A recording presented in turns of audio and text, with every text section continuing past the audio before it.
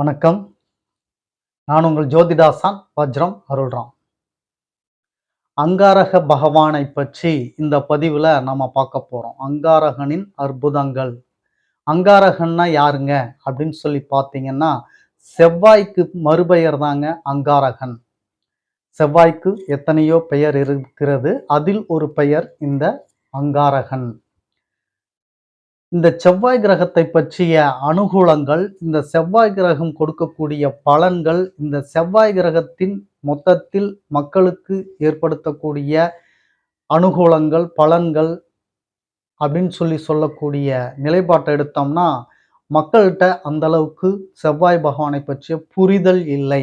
குருனா செல்வத்தை கொடுக்கிறவரு, சனி பகவான்னா வேலை, அடையாளத்தை கொடுக்கிறவரு, ராகு கேது பிரம்மாண்டம், கேது ஞானத்தை கொடுக்கிறவரு, சுக்கிரன் ஆடம்பரம், பொருளாதாரம், புதன் பகவான் கல்வி, புத்திசாலித்தனம், வியாபாரத்தனம், சந்திரன் நல்ல மனோநிலை, தாய் கிரகம், சூரியன் தகப்பன் கிரகம், அரசாங்கம், இப்படி மக்களிடத்தில் ஓரளவு இந்த கிரகங்களை பற்றியெல்லாம் தெரிந்து அதனால் புரிதல் இருக்கிறது. ஆனால் செவ்வாய் கிரகத்தை மற்றும் அந்த அளவிற்கு மக்களிடத்தில் புரிதல் இல்லாமல் இருப்பதன் காரணமாக செவ்வாய் கிரகத்தின் முக்கியத்துவம் மக்களுக்கு தெரியாமலே இருக்கிறது. இந்த செவ்வாய் கிரகத்தின் தன்மைகள் என்ன, இது மக்களுக்கு கொடுக்கக்கூடிய அனுகூலம் எப்படிப்பட்டது, அதனால் ஏற்படும் நன்மைகள் என்ன அப்படிங்கிறத பற்றிலாம் இந்த பதிவில் நாம் பார்க்க போகிறோம். பதிவுக்குள்ளார போகிறதுக்கு முன்பு புதிதாக நமது சேனலை பார்த்துக்கிட்டு இருக்க உறவுகளுக்கு ஒரு சில வார்த்தைகள். உறவுகளே, நீங்கள் உங்கள் உற்றார் உறவினர்கள், சொந்த பந்தங்கள், நண்பர்கள் மற்றும் அக்கம் பக்கத்தில் உள்ள அனைவரிடத்திலும் நமது சேனலை எடுத்துச் சொல்லி அவர்களிடம் சப்ஸ்கிரைப் செய்ய சொல்லுங்கள். நாம் ஸ்ரீ ஜெயகௌரி ஜோதிடாலய நிறுவனம் ஒன்றை நடத்தி கொண்டு வருகிறோம். அந்த நிறுவனத்தின் வழியாக இல்லாதவர்களுக்கும் இயலாதவர்களுக்கும் ஏழை எளியவர்களுக்கும் நம்மால் முடிந்த உதவிகளை செய்து கொண்டு வருகிறோம். அது மட்டுமல்லாது இறைப்பணிகள், ஆலய தொண்டுகள், ஹோமம் வளர்ப்பது, வேலி வளர்ப்பது, இது போன்ற நற்காரியங்களையும் நாம் செய்து கொண்டு வருகிறோம். நாம் செய்யும் இந்த செயல்களினால் கிடைக்கப்பெறக்கூடிய புண்ணியங்கள் அத்துணையும் கௌரி ஆன்மீக சேனலில் பார்வையாளராக இருக்கக்கூடிய உங்களுக்கும் உங்கள் குடும்பத்தாருக்கும் கட்டாயம் கிடைக்கும் என்பதில் மாற்று கருத்து வேண்டாம் உறவுகளே. எனவேதான் சொல்கிறேன், எல்லோரிடத்திலும் எடுத்து சொல்லி அவர்களை சப்ஸ்கிரைப் செய்ய சொல்லுங்கள். முதலில் பார்த்து கொண்டிருக்கக்கூடிய நீங்கள் சப்ஸ்கிரைப் செய்து விடுங்கள். அருகில் இருக்கக்கூடிய பெல் பட்டனை ப்ரெஸ் பண்ணிக்கோங்க. லைக் பண்ணுங்க, ஷேர் பண்ணுங்க. இப்போ பதிவுக்குள்ள போகலாம் வாங்க உறவுகளே.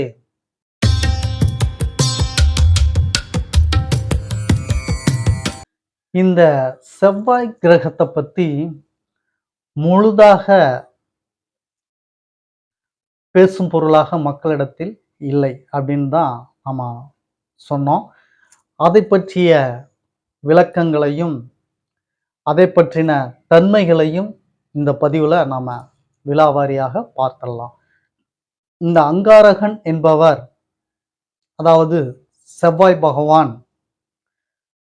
ராசி மண்டலத்தில் காலபுருஷ தத்துவம் என்று சொல்லக்கூடிய ராசி மண்டலத்தில் முதலாவது ராசிக்கும் 8வது ராசிக்கும் ஆதிக்கம் செலுத்துபவராக இருப்பவர்தான் இந்த செவ்வாய் பகவான்.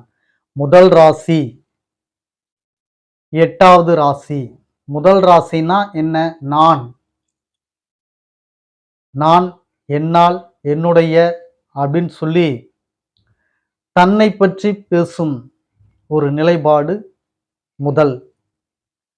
நாங்க நம்பர் 1 அப்படின்னு சொல்ல முடியாது, நான் நம்பர் 1 அப்படின்னு தான் சொல்ல முடியும். அதுபோல 8க்கு அதிபதியாக வருவதனால் 8ஆம் இடம் ஆயுள் ஸ்தானம்,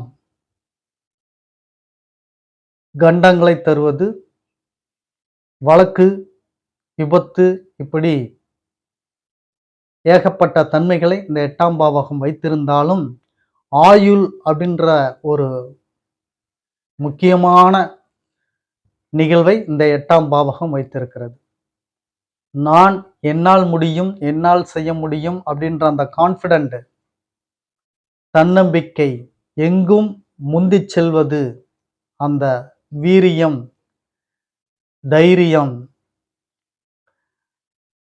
இந்த நிலைக்கு 1ஆம் பாவகம் தன்மை வாய்ந்தது. 1ஆம் பாவகத்தின் அடிப்படையில் இந்த தன்மையெல்லாம் மக்களுக்கு கிடைக்கிறது. இவைகள் இல்லாமல் ஒரு மனிதன் வாழ முடியாது, வாழ்க்கையை வெற்றி பெற முடியாது. இப்போ முக்கியமாக இருக்கக்கூடியது 1ம் 8ம் அப்படிங்கும்போது, இந்த 1க்கும் 8க்கும் காலபுருஷ தத்துவத்தின் அடிப்படையில் அதிபதியாக வரக்கூடியவரே இந்த செவ்வாய் பகவான் தான். இவரது முக்கியத்துவத்தை புரிந்து கொள்வதற்காக இதை சொல்கிறேன் நான்.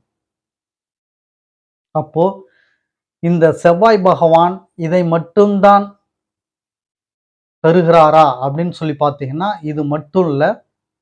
இவர்தான்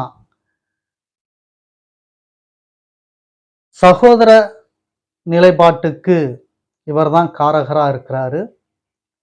சகோதரனாகட்டும், சகோதரியாகட்டும், இவரது நிலைப்பாட்டுல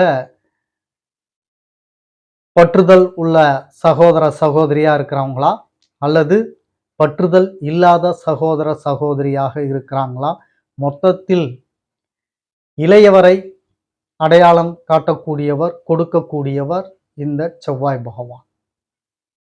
இளைய சகோதரிக்கு அது கிரகம் தனியாக இருக்கிறது. இளைய சகோதரன் மட்டும் சொல்லக்கூடியது இந்த செவ்வாய் பகவான். உங்களுக்கு மனோ திடம் தைரியம் அப்படின்றத கொடுக்கக்கூடியவர் இந்த செவ்வாய் பகவான். வெற்றியை கொடுக்கக்கூடியவர் இந்த செவ்வாய் பகவான். போட்டி மனப்பான்மையை தரக்கூடியவர் இந்த செவ்வாய் பகவான். போட்டி பந்தயத்தை உருவாக்குபவர் இந்த செவ்வாய் பகவான். அதே போல உங்களுக்கு ஆரோக்கியம், உடல் சுறுசுறுப்பு இவைகளை தருபவரும் இந்த செவ்வாய் பகவான். அது மட்டும் அல்லாமல் நிலபுலம், பூமி, காடு கரை இருக்கா, வயல்வெளி இருக்கா அப்படின்னு சொல்றோம் இல்லைங்களா, அந்த நில சொத்தை தரக்கூடியவர் இந்த செவ்வாய் பகவான். ஒருவருக்கு நிலம் இருக்கிறது என்றால் அவருக்கு செவ்வாயின் ஆதிக்கம் இல்லாமல் அவர் நிலம் வைத்திருக்க முடியாது. அப்படிப்பட்ட நில போகத்தை, இந்த நிலத்தை வைத்து ரியல் எஸ்டேட் பண்றவங்க எல்லாம் இன்னைக்கு எத்தனையோ பேர் எவ்வளவோ பெரிய பெரிய நிலையெல்லாம் இருக்காங்க. அதுக்கெல்லாம் காரணம் இந்த செவ்வாய் பகவான் தான். அது மட்டுமல்லாது உங்களுக்கு ரத்தம், அதற்கு காரகனாக இருக்கக்கூடியவர் இந்த செவ்வாய் பகவான். உடம்பில் சிகப்பணுக்கள் இருக்குதுன்னா அதுக்கு காரணம் இந்த செவ்வாய் பகவான். உடம்பில் இரத்த ஓட்டம் ஸ்பீடாக இருக்கு அப்படின்னா அது காரணம் இந்த செவ்வாய் பகவான். ப்ரெஷர் இருக்கு அப்படின்னா அதுக்கும் காரணம் இந்த செவ்வாய் பகவான் தான். இரத்த அழுத்தம் இருக்கு, அதாவது இரத்த பற்றாக்குறை, இரத்த சோகை நோயின்னு சொல்லக்கூடிய அது காரணமும் இந்த மொத்தத்தில் இரத்தம் சார்ந்த பிரச்சனைகளை தருபவர், நன்மைகளை தருபவர் இந்த செவ்வாய் பகவான். இது எல்லாவற்றிற்கும் மேலாக மங்களக்காரகன் அப்படின்னு சொல்லி இந்த செவ்வாய் பகவானை சொல்லுவாங்க. மங்களக்காரகன் அப்படின்னா என்னங்க? மங்களம் முழங்கணும் அப்படின்னா இந்த செவ்வாய் தான் முக்கியம். அப்போ மங்களக்காரகன் அப்படின்றது யாரு அப்படின்னு சொல்லி கேட்டீங்கன்னா இந்த செவ்வாய் பகவான் தான். செவ்வாய் பகவான் இல்லாமல் மங்களமான நிகழ்வுகள் நடக்க முடியாது. அதனால்தான் இவரை மங்களக்காரகன் அப்படின்னு சொல்லி சொல்லுவாங்க. ஆனா இன்றைய காலகட்டத்தில் இருக்கிறவங்க குரு, சுக்கிரன், புதன் அப்படிலாம் இல்லை. உண்மையான மங்களக்காரகன் செவ்வாய்க்காரகர், செவ்வாய் கிரகம்தான். செவ்வாயில் அனைத்து விதமான நல்ல செயல்களையும் செய்யலாம். இதில் மாற்று கருத்து நம்மை பொறுத்தமட்டிலும் இல்லை. மக்களாகிய நீங்கள் தான் தெரிந்து கொள்ள வேண்டும். செவ்வாய்க்கிழமை அன்று ஒரு நல்ல வேலையை எடுத்து செய்யுங்கள். அது உங்களுக்கு கைகூடுகிறதா இல்லையா என்று பாருங்கள். அப்பொழுது உங்களுக்கு தெரிந்துவிடும் செவ்வாய்க்கிழமை நல்ல நாளா இல்லையா அப்படின்னு சொல்லி. பெரும்பாலும் செவ்வாய்க்கிழமைகளில் தான் நான் சிறந்த வேலைகளை எல்லாம் தொடுவதுண்டு, செய்வதுண்டு. மிக சிறப்பான நாள் செவ்வாய்க்கிழமை. இல்ல நீங்க என்னங்க ஐயா எதிர்மறையா சொல்றீங்க? செவ்வாயோ, வெறுவாயோ அப்படின்ற மாரி பழமொழிலாம் இருக்கு. செவ்வாய்க்கிழமையெல்லாம் எதுவும் செய்யக்கூடாதுன்னு சொல்லுவாங்க. செவ்வாய்க்கிழமையை எந்த செயல்களை எடுத்து செய்தீர்கள் என்றாலும் துரிதமாக, சீக்கிரமாக அந்த வேலை முடிந்துவிடும் என்பதை ஞாபகத்தில் வைத்துக் கொள்ளுங்கள். செய்து பாருங்கள் தெரியும். அருள்ராம் ஐயா சொல்றேன். செஞ்சு பாருங்க தெரியும். மங்களகரமான நாள் செவ்வாய்க்கிழமை. சிறப்பான நாள். மங்களகாரகன் செவ்வாய். செவ்வாய்க்கிழமை அன்று நீங்கள் ஆடை, ஆபரணங்கள் இதெல்லாம் எடுக்க போங்க. மிக சிறப்பாக அமையும். செவ்வாய்க்கிழமையன்று ஏன் முகூர்த்தம் குறிக்க மாட்டேன்றாங்க? அப்ப மங்களகாரகன்னா செவ்வாய்க்கிழமையில முகூர்த்தம் குறிக்கலாமே, ஏன் குறிக்கல? தாராளமா குறிக்கலாம்.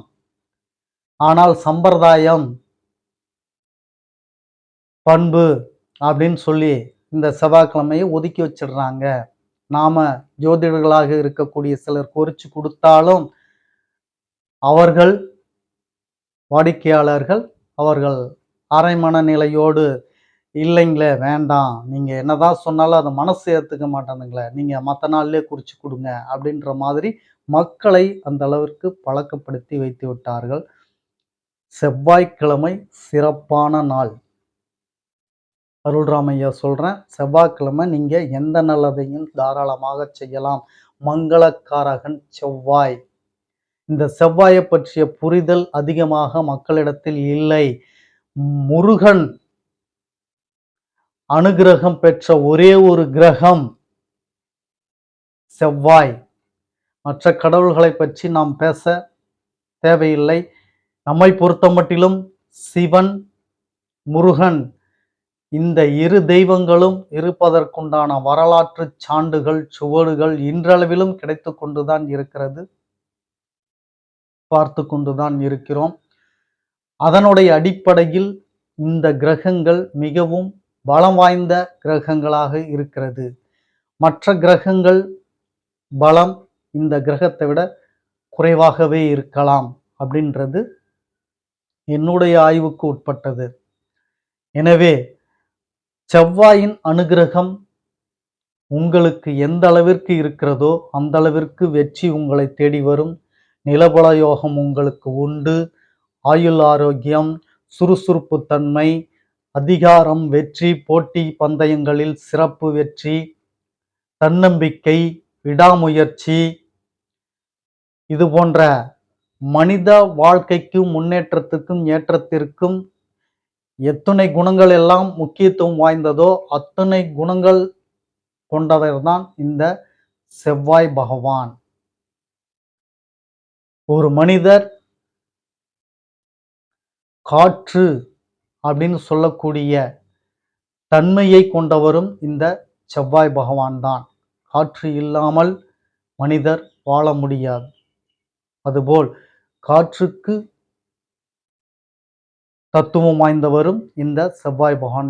செவ்வாயின் தன்மைகளை இன்னும் சொல்லிக்கொண்டே போகலாம். செவ்வாயின் தன்மையை இன்னும் சொல்லிக்கொண்டே போகலாம். கால நேரம் இல்லாத காரணத்தினால் செவ்வாய் பகவானை அசுப கிரகம் என்று ஒதுக்கி விடாதீர்கள். செவ்வாய் பகவான் மங்களகாரகன். செவ்வாய்க்கிழமை மங்களகரமான நாள். ஒரு நல்லதை நீங்கள் செவ்வாய்க்கிழமையில் செய்து பாருங்கள். உங்களுக்கு சிறப்பான தன்மையை அது எடுத்து தரும். செவ்வாய் சனி இணைவு பெற்றவர்கள் மட்டும் செவ்வாய்க்கிழமையில் நீங்கள் சுப காரியங்களை மேற்கொள்ள வேண்டாம். ஏனென்றால் செவ்வாய் சனி இணைவு அது எந்த பாவகத்தின் தொடர்பில் இருக்கிறதோ அந்த பாவகத்தின் தொடர்பு உங்களுக்கு பிரச்சனைகளை தரும், கண்டத்தை தரும், விபத்தை தரும். இப்படி ஒரு நிகழ்வை ஏற்படுத்திவிடும். செவ்வாய் சனி இணைவு உள்ளவர்கள் மட்டும் செவ்வாய்க்கிழமையில் நீங்கள் புதிதான முயற்சியிலோ நற்காரியங்களையோ ஈடுபட வேண்டாம். இது மட்டும் உங்களுக்கு விதிவிலக்காக இந்த விஷயத்தை சொல்கிறேன். ஒரு சிறப்பான பதிவை இன்று உங்களுக்கு கொடுத்ததில் மகிழ்ச்சி. மீண்டும் அடுத்த பதிவில் உங்களை சந்திக்கும் வரை உங்களுக்கு நன்றி, வணக்கம் சொல்லிக் கொள்கிறேன் உறவுகளே.